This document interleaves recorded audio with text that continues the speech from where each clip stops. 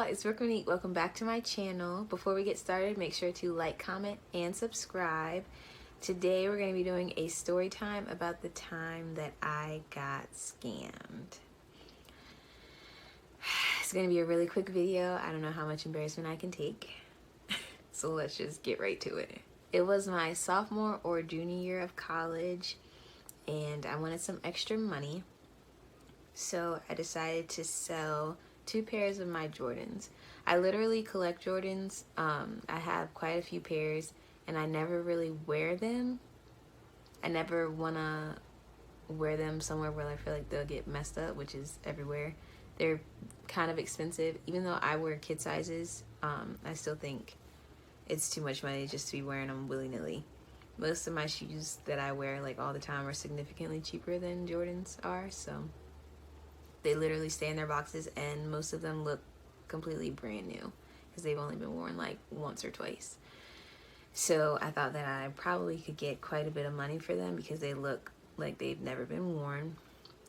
I decided to use apps to try to sell them.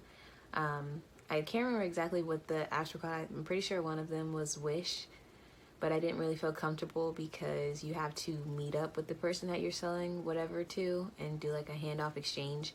And I was in Miami, wasn't familiar at all. I wasn't about to get sold into sex trafficking or something crazy, just trying to sell my shoes for $200. Like, it wasn't worth it. It wasn't that serious.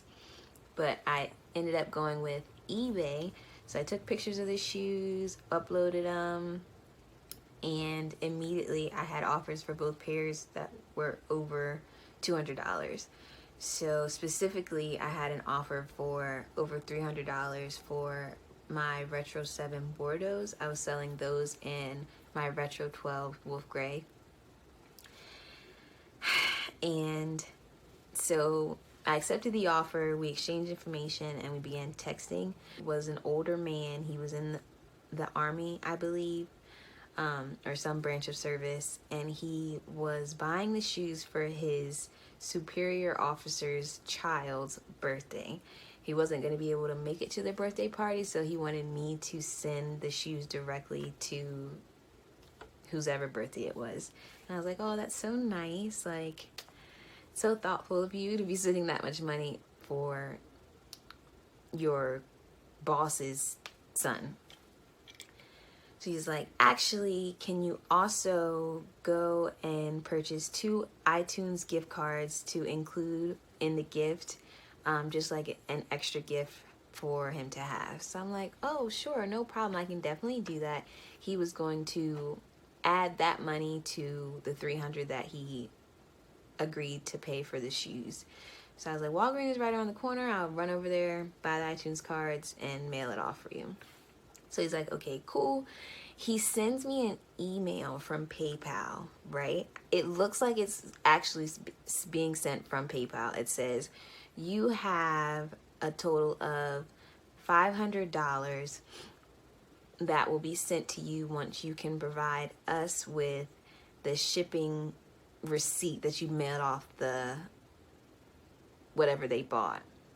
So I'm like, cool, I'll mail it off, then I'll upload. I don't even know how I was supposed to show them the receipt. I was just like, great, I just got to do this, and then I'll have $500 in my PayPal that will be released at that point.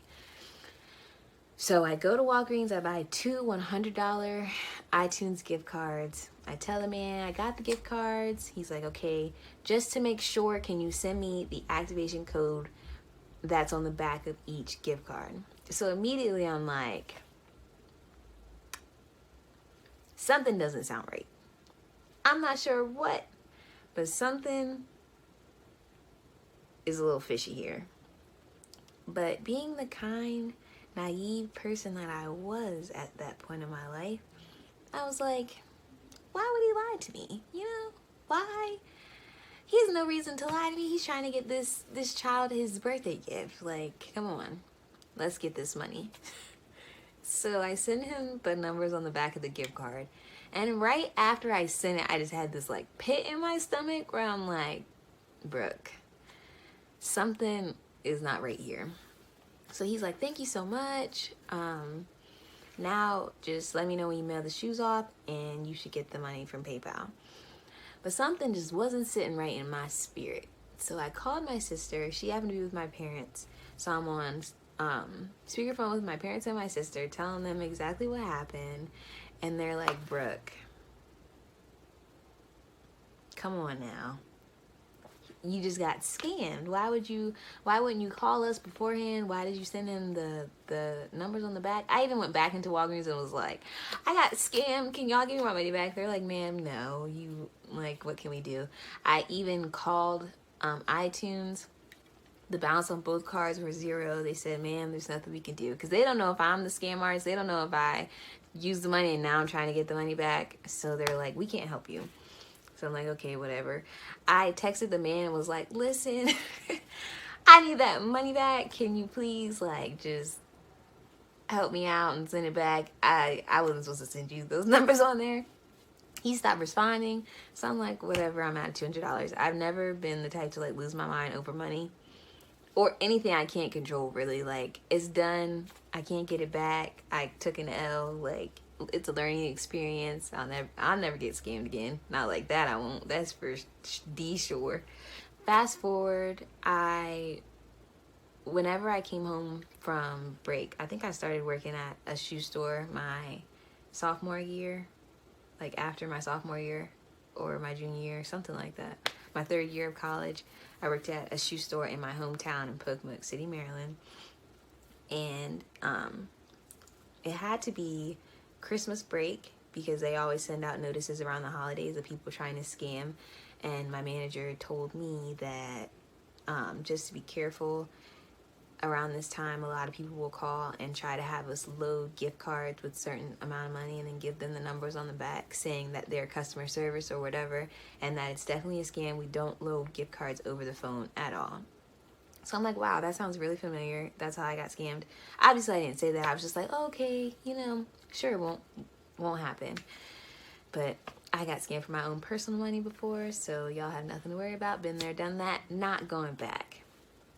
Then eventually I became a manager for the same sports store but in a different location. So I was responsible for telling my employees not to get scammed and running through the whole, they'll call, ask you to load a gift card, what have you. Every time, not exaggerating, every time I told my employees like what to look out for, they were like, Miss Brooke, I would never. Why would I do something that stupid? You have to be dumb to load a gift card and send it to someone and not know that it's a scam. And in the back of my head, I'm like, you're calling me dumb? Because that's exactly what happened to me. I didn't know. I didn't know any better. So I'm like, you're saying that now, but really, if you didn't know, like if no one ever told you that and it's not on your radar at all, it's very possible, more possible than you think, for you to get scammed. Because I got scammed, and I'm not stupid. I don't care what nobody says. Some people they just catch you slipping. So I just, that's what happened. Come on. I know I'm not the only person that got scammed. Obviously I'm not, because they sent out these memos talking about how the company has lost thousands of dollars of people getting scammed like this, and all those people that got scammed can't be stupid, obviously. So, but I never was like, it happened to me. Like, I just kept that little bit of piece of information to myself and went about my business. But no one at my store ever got scammed, because they know ahead of time, Actually, I got scammed again a few months ago, but in a completely different way. My friend had planned a birthday trip to Mexico, and she was paying for it through the Book It app, bookit.com. It's not an app, it's a website, bookit.com. And she needed 2 people to book her trip, so she had to have someone else do it with her. So I was sending my money to her for her to book the trip. And it happened that when the coronavirus hit and all the businesses were tanking, bookit.com went dark and stopped answering the phone.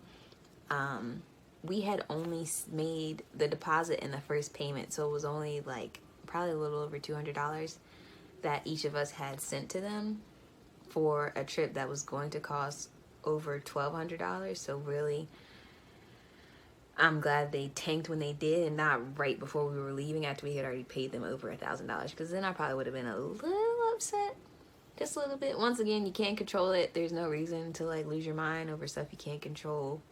Money is money, you know. It sucks, like, of course, but I'm not about to be broke and pissed. Like,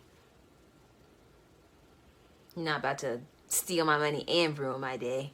It's not happening. So, you know, it is what it is. We move on, move forward. She's still trying to get our money back.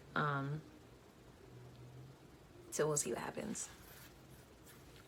I'm over it. Like, there's nothing you can do.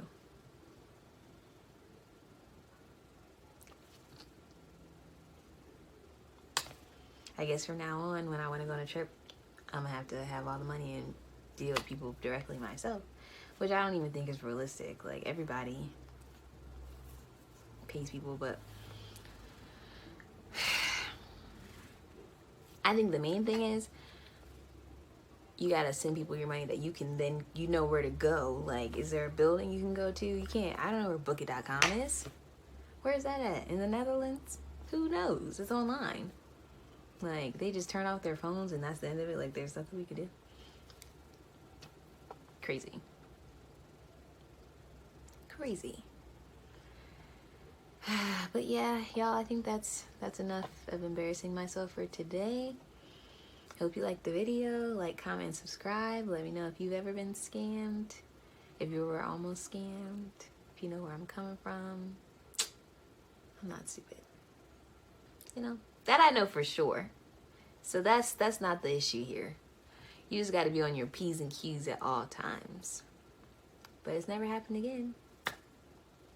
Not in the same way. I bet I won't load another gift card for nobody. I don't even use gift cards anymore. I don't want no gift cards.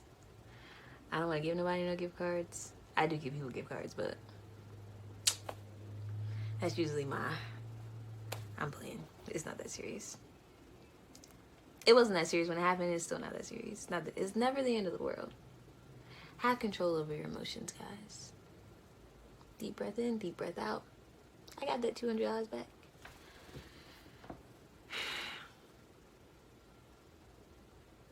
Okay, guys. I hope you liked the video. I'll see you later.